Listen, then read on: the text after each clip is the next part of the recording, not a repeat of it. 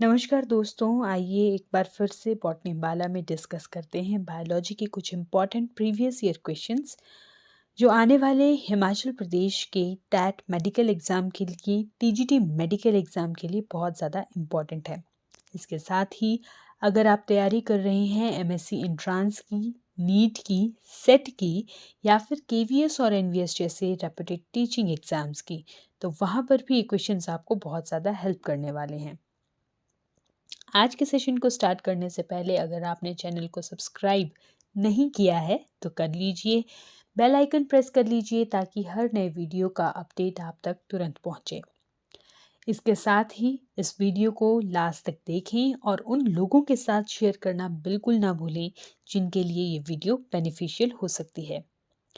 आज के सेशन के question again Himachal Pradesh TET medical नवंबर 2021 से लिए गए हैं और ये रहा आज का पहला question. A potato tuber has been cut into two halves. A few drops of iodine solution are placed on the cut surface of one of the halves. What color change will be noticed? तो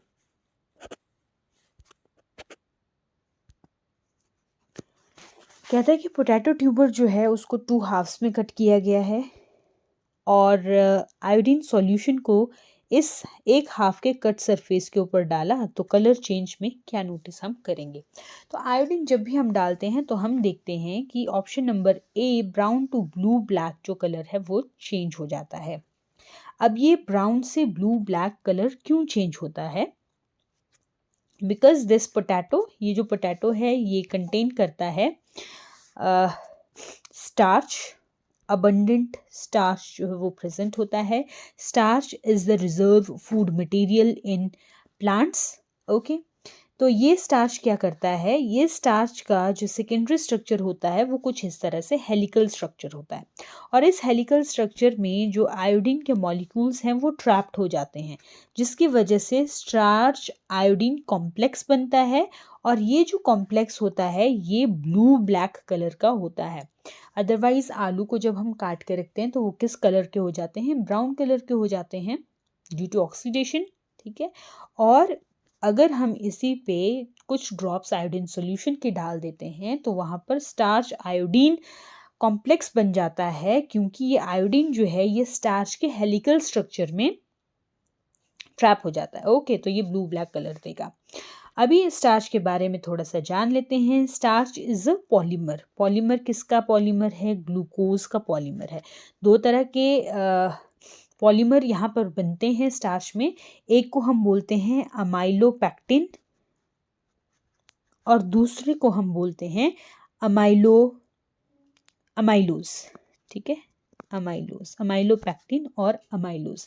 ये जो amylose होता है, amylose में हमें carbon 1 से लेकर carbon 4 C1C4 glycosidic bonds जो हैं वो देखने को मिलते हैं और अमाइलोपेक्टिन में C1C6 ग्लाइकोसिडिक बॉन्ड्स जो हैं वो हमें देखने को मिलते हैं और इसी तरह से ये जो है पॉलीमर यहाँ पर बनता है। अल्फा ग्लूकोज का ये पॉलीमर होता है। स्टार्च की तरह ही सेल्यूलोज जो है विच इज़ अगेन अबंडेंट, मैं कहूँगी कि एक प्लांट बेस्ड पॉलीमर है, कार्बोहाइड्रेट है। और ये जो सेल्यूलोज है ये भी ग्लूकोज का बना होता है लेकिन ये इस आयोडीन के साथ ब्लू कलर नहीं देता है, ब्लू ब्लैक कलर नहीं देता है। वाई? क्योंकि इस सेल्यूलोज में हेलिकल स्ट्रक्चर जो है वो एब्सेंट होता है। चलिए नेक्स्ट क्वेश्चन देखते हैं। Literal meaning of the term homo sapiens is. तो होमो सेपियन का जो लिटरल मीनिंग है वो है मैन द वाइज। ठीक है, Homo sapiens man the wise, ये है होमो सेपियंस का लिटरल मीनिंग। नेक्स्ट क्वेश्चन देखते हैं। Which of the following connect bond to bond. तो बॉन्ड टू बॉन्ड जो कनेक्शन होता है वो मैरो जो बॉन मैरो होती है वहाँ पर तो B cell T cell synthesis होती है ना, ब्लड की फॉर्मेशन होती है, स्टेम सेल्स जो हैं वो यहाँ पर प्रेजेंट होते हैं। लिगामेंट्स जो होते हैं वो होते हैं BLB, यानी बॉन टू बॉन जो कनेक्ट करता है वो होता है लिगामेंट, और टेंडन्स क्या होते हैं? टेंडन्स होते हैं MTB, यानी मसल टू बोन जो कनेक्ट करेगा उसको हम बोलते हैं टेंडन। इस फॉर्मूला को यहाँ पर याद कर लेना, हर टैट के एग्जाम में ये क्वेश्चन पूछा जाता है। ठीक है, और कार्टिलेज तो जो सॉफ्ट बोनी स्ट्रक्चर होता है जो मुड़ जाता है, फोल्ड हो जाता है, नोज की टिप पर प्रेजेंट है, कान के ऊपर प्रेजेंट है, वर्टिब्रल कॉलम के बीच में प्रेजेंट है, तो ये क्या है? कार्टिलेज है। अभी यहाँ से एक कॉन्सेप्ट है जिसको हम बोलेंगे कनेक्टिव टिश्यू का कॉन्सेप्ट, उसको देख लेते हैं। वैसे ह्यूमंस में जो टिश्यूज होते हैं वो 4 तरह के होते हैं। ठीक है, एपिथेलियल टिश्यू होता है, कनेक्टिव टिश्यू होता है, देन मस्कुलर टिश्यू होता है, और लास्ट में न्यूरल टिश्यू जो है वो प्रेजेंट होते हैं एनिमल्स में। अभी यहाँ पर हम कनेक्टिव टिश्यू की अगर बात करें तो ये जो कनेक्टिव टिश्यू हैं ये अगेन 2 टाइप के होते हैं, 3 टाइप के होते हैं, लूज, डेंस और स्पेशलाइज्ड। ठीक है, लूज कनेक्टिव टिश्यू में हमारे एडिपोज टिश्यू आते हैं और एरियोलर टिश्यू आते हैं। एडिपोज टिश्यू फैट के स्टोरेज के लिए, और एरियोलर टिश्यू जो है, एरियोलर टिश्यू ये जनरल हमारी बॉडी को वॉल्यूम जो है वो प्रोवाइड करवाते हैं। ठीक, एपिथेलियल जो लाइनिंग है उसके नीचे ये प्रेजेंट होते हैं। जो डेंस कनेक्टिव टिश्यू है ये रेगुलर कनेक्टिव टिश्यू हो सकते हैं, इर्रेगुलर कनेक्टिव टिश्यू हो सकते हैं, और इन्हीं में ही ये टेंडन्स और लिगामेंट जो हैं ये भी आते हैं, जो बोन टू बोन और मसल टू बोन जो है वो कनेक्शन का काम करते हैं। और स्पेशलाइज्ड कनेक्टिव टिश्यू कौन से कनेक्टिव टिश्यू हैं? जिसमें आती हैं हमारे पास बोन, कार्टिलेज और ब्लड, ये स्पेशलाइज्ड कनेक्टिव टिश्यू हैं। कनेक्टिव टिश्यू हमारी बॉडी के ऐसे टिश्यू हैं जो हमारी बॉडी के ऑर्गन्स को, एक ऑर्गन्स को दूसरे ऑर्गन के साथ, या सिस्टम को, ऑर्गन सिस्टम को, या जो हमारे अलग अलग टिश्यूज़ हैं उनको एक दूसरे के साथ जोड़ने का काम करती है। कोलेजन और इलास्टिन फाइबर्स जो हैं वो यहाँ पे अबंडेंटली प्रेजेंट होते हैं, और बीच में मैट्रिक्स जो है वो भी प्रेजेंट होता है। सो नेक्स्ट क्वेश्चन देखते हैं। Thalassaemia is a hereditary disease, it affect, यहाँ पे थैलेसीमिया डिजीज की बात कर रहे हैं, तो ये एक हेरिडिटरी डिजीज है। ठीक है, ये एक जनरेशन से दूसरी जनरेशन तक पहुँचती है। अगर पेरेंट्स को है तो कहीं ना कहीं बच्चों को भी हो सकती है। ठीक है, तो थैलेसीमिया एक हेरिडिटरी डिजीज़ है, और ये किसको इफ़ेक्ट करती है? तो थैलेसीमिया जो है ये ब्लड की एक डिजीज़ है। अब क्योंकि ये हेरिडिटरी डिजीज़ है तो पहले ये देखते हैं कि ये हेरिडिटरी डिजीज़ कैसे है। इसको हम बोलेंगे ऑटोसोमल लिंक्ड रिसेसिव, यानी इसका मेल और फीमेल से कोई कनेक्शन नहीं है। ये मेल को भी हो सकती है और फीमेल को भी हो सकती है। और कब होगी ये? जब रिसेसिव कंडीशन जो है वो होमोजाइगसली प्रेजेंट होगी। ठीक है, जब थैलेसीमिया जो है वो रिसेसिव कंडीशन में प्रेजेंट होगा तो ये थैलेसीमिया की डिजीज़ होगी।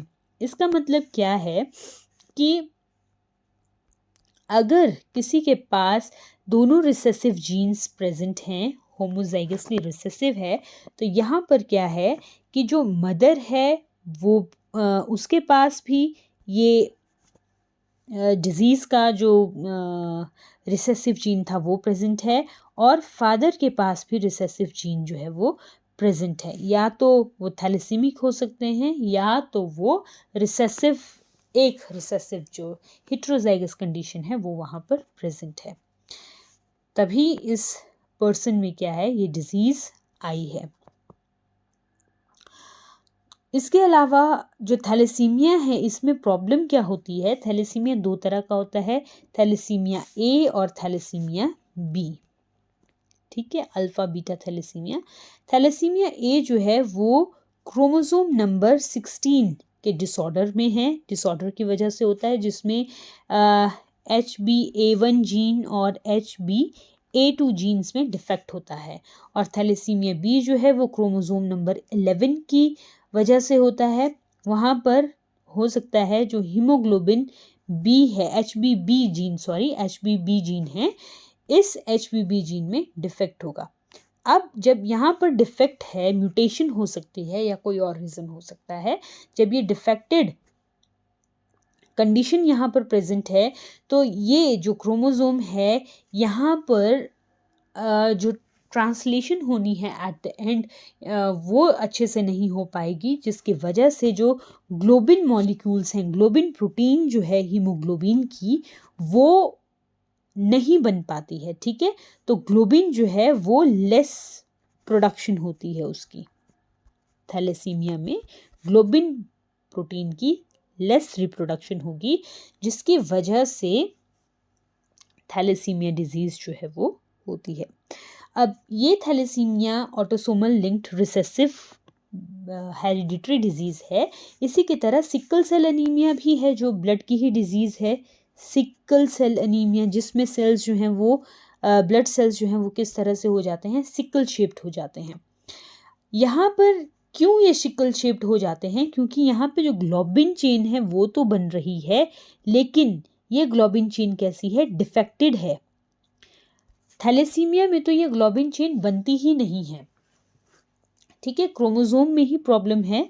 क्रोमोसोम में जो जीन प्रेजेंट है 16 और क्रोमोसोम 11 में जो जीन्स प्रेजेंट है उनमें डिफेक्ट है, और डिफेक्टेड जीन जो है वो किसी तरह की प्रोटीन बनाएगा ही नहीं आगे, यानी ग्लोबिन प्रोटीन जो है वो बनेगी नहीं। लेकिन सिकल सेल एनीमिया में केस में क्या है, यहाँ पे ग्लोबिन चेन तो बन रही है लेकिन वो डिफेक्टेड चेन होती है, जिसकी वजह से ये जो रेड ब्लड सेल्स हैं ये सिकल शेप्ड हो जाते हैं और इस बीमारी को सिकल सेल एनीमिया कहा जाता है। आई होप थैलेसीमिया और सिकल सेल एनीमिया में डिफरेंस जो है वो आपको समझ में आया होगा। नेक्स्ट क्वेश्चन देखते हैं। A person will have brown eyes, blue eyes, black eyes depending on a particular pigment present in the. तो किसी पर्सन की आंखें, किसी भी व्यक्ति की आंखें जो है उसका रंग कौन निर्धारित करता है? प्यूपिल, कॉर्निया, आइरिस या कोरोइड? तो इसका सही आंसर है आइरिस। जो हमारी आंखों के अंदर हमें काला भाग नजर आता है या किसी की आंखों में नीला भाग या भूरा भाग नजर आता है, वो क्या है? आइरिस है। एक बार यहीं पे आई का स्ट्रक्चर हम देख लेते हैं कि आई का स्ट्रक्चर जो है वो कैसा होता है। सबसे बाहर जो है वो प्रेजेंट होती है लेयर स्क्लेरा की लेयर होती है, और आगे यही लेयर जो है, ये स्क्लेरा की लेयर, ये ट्रांसपेरेंट हो जाती है, जिसको हम कॉर्निया कहते हैं, जिसमें ब्लड वेसल्स जो हैं वो प्रेजेंट नहीं होती है। और इसी कॉर्निया का फिर ट्रांसप्लांट जो है वो किया जाता है। ठीक है, और इसी स्क्लेरा के नीचे दूसरी लेयर जो है वो प्रेजेंट होती है, जिसको हम कोरोइड कहते हैं। और ये जो कोरोइड है इसको क्या कहेंगे? कोरोइड लेयर कहते हैं। ये जो यहाँ पर दी है, इस कोरोइड लेयर की दो पार्ट्स होते हैं। एक होता है सीलियरी बॉडी। इसी सीलियरी बॉडी की एक्सटेंशन होती है ये जो आइरिस हमें नजर आती है। इस तरह से आइरिस नजर आती है, और इस आइरिस के बीच में जो काला सा अपर्चर हमें नजर आता है, ये अगर इस तरह से आंख है तो यहाँ बीच में हमें काला सा अपर्चर जो नजर आएगा, ये वाला हिस्सा आइरिस है। ये वाला हिस्सा आइरिस है, और इसके अंदर यहाँ पे जो ब्लैक डॉट नजर आता है, ये दिस इज एन अपर्चर, जिसको क्या कहा जाता है? प्यूपिल कहा जाता है।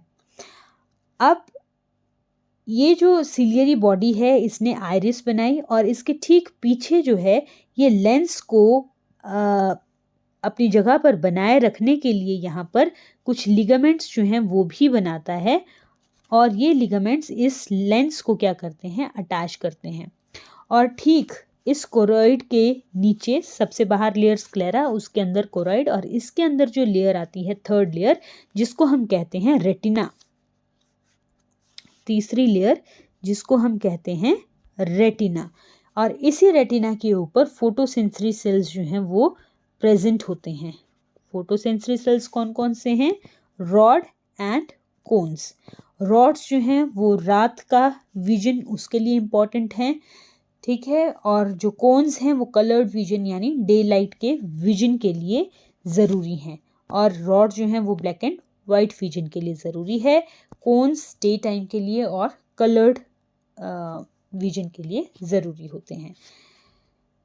नेक्स्ट क्वेश्चन देखते हैं, blood pressure is controlled by adrenal gland, thyroid gland, thymus या कॉर्पस लूटियम। तो ब्लड प्रेशर जो कंट्रोल होता है वो होता है एड्रिनल ग्लैंड से control. Option number A correct है। एड्रिनल ग्लैंड किडनीज के ऊपर प्रेजेंट होती हैं, दो हिस्से होते हैं, एक होता है कॉर्टेक्स और एक होता है मेडुला। तो मेडुला जो है वो सिक्रीट करता है fear of fight and flight stress hormone, जिसको हम कहते हैं एपिनेफ्रिन या नॉर एपिनेफ्रिन, एपिनेफ्रिन या नॉर एपिनेफ्रिन, ठीक है। इसका दूसरा नाम आप कमेंट बॉक्स पे कमेंट करके बता सकते हैं। कॉर्टेक्स की अगर हम बात करें तो कॉर्टेक्स में हमें देखने को मिलते हैं मिनरलोकॉर्टिकॉइड्स, ग्लूकोकॉर्टिकॉइड्स और एंड्रोजन। तो मिनरलोकॉर्टिकॉइड में सबसे पहले आता है एल्डोस्टेरॉन, ठीक है। ग्लूकोकॉर्टिकॉइड में आता है कॉर्टिसोल और एंड्रोजन में आते हैं हमारे पास एस्ट्रोजन एंड, ठीक है, एस्ट्रोजन कुछ अमाउंट में यहाँ पे सिक्रीट किया जाता है जो आता है एंड्रोजन में। और जब हम यहाँ पर ब्लड प्रेशर की बात कर रहे हैं तो ये एल्डोस्टेरॉन जो है ये रिस्पॉन्सिबल होता है ब्लड प्रेशर को कंट्रोल करने के लिए। और एल्डोस्टेरॉन जो है ये कौन सिक्रीट करता है, एड्रीनल ग्लैंड जो है वो सिक्रीट करती है।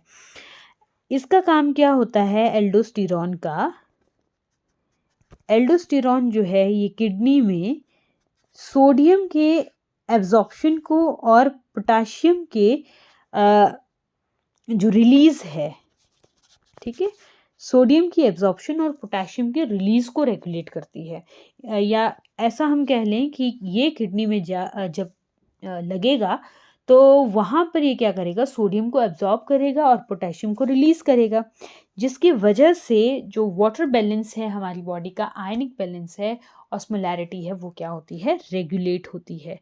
और जब वाटर बैलेंस रेगुलेट होता है तो ब्लड प्रेशर अपने आप रेगुलेट होता है।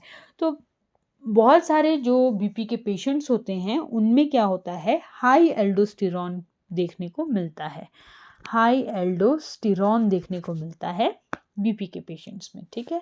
यानी हाई एल्डोस्टेरॉन की वजह से हाई बीपी जो है वो देखने को मिलता है।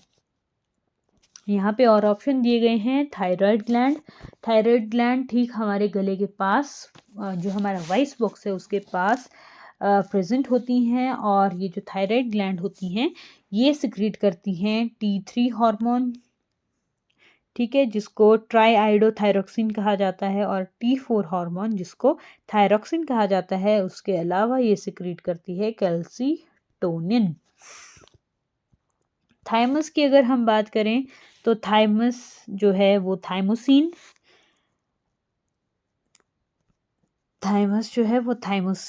प्रोड्यूस करता है, और ये थाइमोसिन जो है ये टी सेल की प्रोडक्शन और डेवलपमेंट के लिए बहुत ज़्यादा इम्पॉर्टेंट है। कॉर्पस लूटियम की अगर हम बात करें तो कॉर्पस लूटियम क्या है, ओवरी में जब ओव्यूलेशन हो गई तो पीछे जो खाली ग्राफियन फॉलिकल बच गया उसको हम क्या कह देते हैं, कॉर्पस लूटियम कह देते हैं, because it is a yellow coloured body.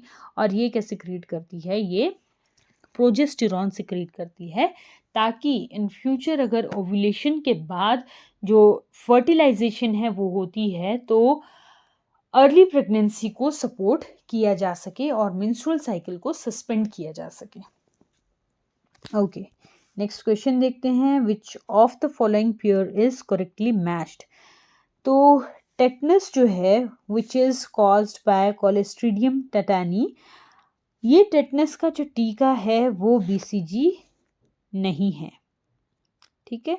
Tetanus के लिए एंटी टेटनस सीरम जो है वो यूज़ किया जाता है, और ट्यूबरक्लोसिस के लिए BCG वैक्सीन यूज़ की जाती है।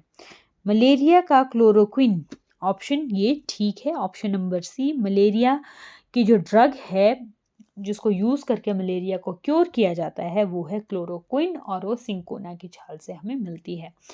और स्कर्वी जो है ये होती है विटामिन सी की कमी से, और विटामिन सी को बोलते हैं एस्कॉर्बिक एसिड, और थायमिन जो है ये विटामिन B1 है।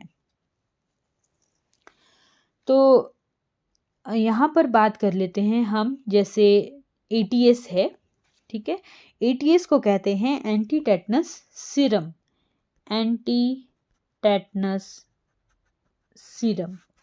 और ये एंटी टेटनस सीरम क्या है? ये प्री फॉर्म्ड एंटीबॉडीज हैं, ये एंटीबॉडीज हैं, ठीक है।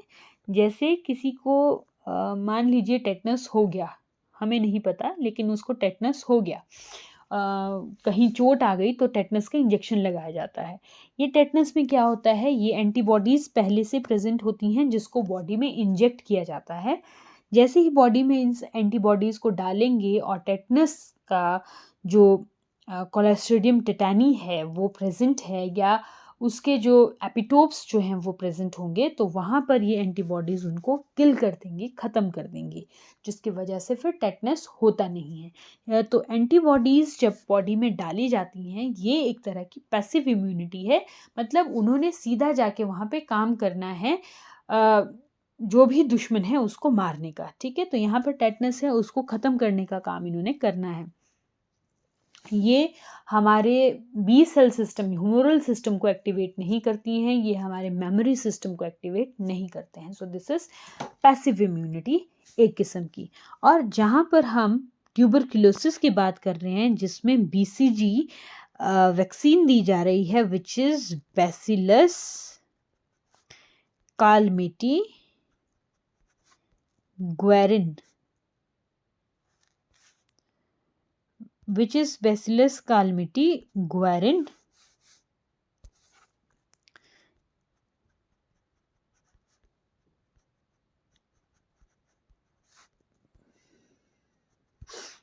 तो ये जो वैक्सीन यहाँ पर ट्यूबरकुलोसिस की जैसे ही बच्चा पैदा होता है वैसे ही दे दी जाती है। तो ये क्यों दी जाती है? ताकि जो ट्यूबरकुलोसिस का बैक्टीरिया है, माइकोबैक्टीरियम है, उसको किल किया जा सके। अब इस वैक्सीन में यहाँ पर क्या होता है, इस वैक्सीन में लाइव एटीनुएटेड, ठीक है, लाइव एटीन्यूएटेड माइकोबैक्टीरियम जो है वो प्रेजेंट होते हैं।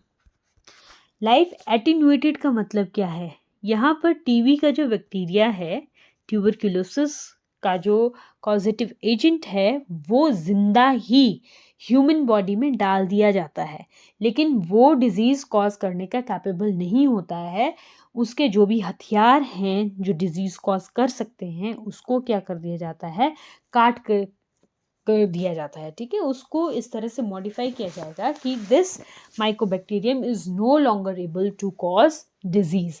लेकिन इसमें इतना एफिशिएंसी होती है इस माइकोबैक्टीरियम में कि ये हमारी बॉडी में जाएगा और हमारे ह्यूमरल सिस्टम को एक्टिवेट करेगा, जिसकी वजह से जो हमारे बी सेल्स हैं वो एक्टिवेट हो जाएंगे, एंटीबॉडी भी प्रोड्यूस करेंगे और उसके साथ साथ एक मेमोरी भी प्रोड्यूस करेंगे, ताकि फर्दर इन फ्यूचर कभी ट्यूबरकुलोसिस का इन्फेक्शन हो जाता है हमारी बॉडी में, तो हमारे जो बी सेल्स हैं वो अपनी मेमोरी से दोबारा जो है सेम एंटीबॉडीज़ प्रोड्यूस कर सकें, ताकि जो ट्यूबरकुलोसिस एंटर हुआ है बॉडी में उसको किल किया जा सके।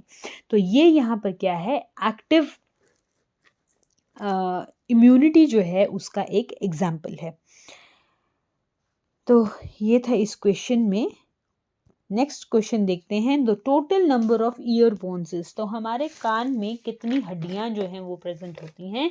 There are 3 bones in each, ठीक है। हर कान में क्या है, 3 बोन्स जो हैं वो प्रेजेंट होती हैं। अब ये 3 बोन्स कौन कौन सी होती हैं? इनको हम बोलते हैं मैलियस, इंकस और स्टेपिस। स्टेपिस जो है हमारी बॉडी की सबसे छोटी हड्डी है जो हमारे कान के अंदर होती है। तो मैलियस, इंकस और स्टेपिस। तो चलिए यहाँ पर हम देख लेते हैं कि हमारे कान के कितने पार्ट होते हैं। एक होता है एक्सटर्नल ईयर, जिसमें हमारे कान बाहर हमें नज़र आ रहे हैं, और कान के अंदर जो कनाल हमें नज़र आती है इट इज़ एक्सटर्नल ईयर। बहुत सारा वैक्स जो है यहाँ पे कोटेड होता है। वैक्स के लिए यहाँ पर ग्लैंड्स जो हैं वो प्रेजेंट होती हैं, और कुछ जो हेयर्स हैं वो भी यहाँ पर प्रेजेंट होते हैं। So this is external ear. External ear के बाद आता है यहाँ पर मिडल ईयर। एक्सटर्नल ईयर के से मिडल ईयर में जाने के लिए there is a eardrum, जिसको हम बोलते हैं टिम्पैनम, कान का पर्दा। ठीक है, और इसी मिडल ईयर में ये ईयर ऑसिकल्स जो हैं वो प्रेजेंट होते हैं, जिनको ईयर बोन्स कहा जाता है, मेलिस, इंकस और स्टेपस।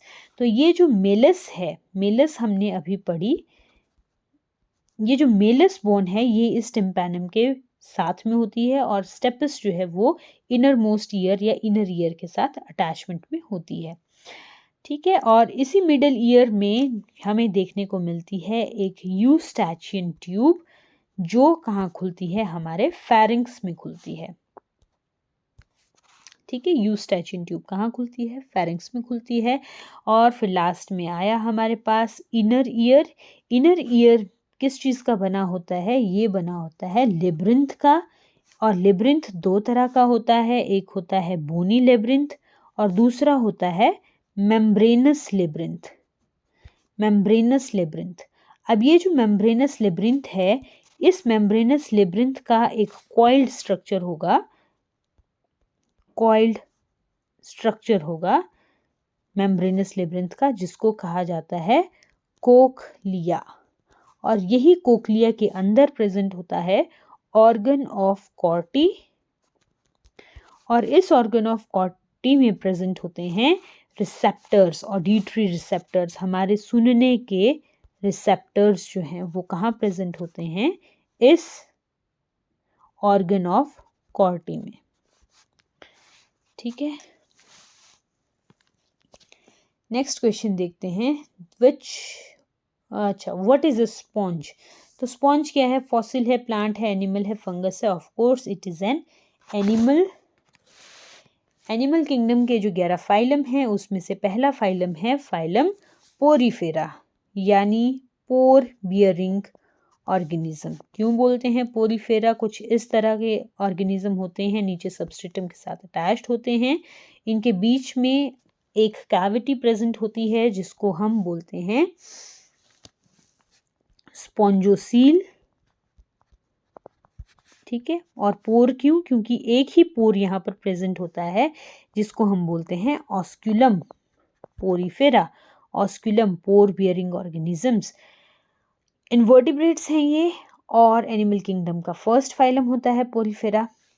ठीक है, और यहाँ पर जो ये स्टमक की लाइनिंग है, स्टमक तो नहीं कहूँगी मैं इनको, लेकिन ये जो बॉडी की लाइनिंग है अंदर से, ये स्पेशलाइज्ड सेल होते हैं जिनको बोलते हैं क्वानोसाइट्स, इससे लाइंड अप होती है। और जो स्केलेटल सिस्टम है यहाँ पे इन पोरीफेरा में या स्पॉन्जेस में, वो किस चीज़ का बना होता है, स्पिक्यूल्स का बना होता है, या फिर स्पॉन्जिन फाइबर का बना होता है। Okay, so this was the question last, and this was the last question for today. अब मिलेंगे आपसे नेक्स्ट वीडियो में, तब तक के लिए नमस्कार।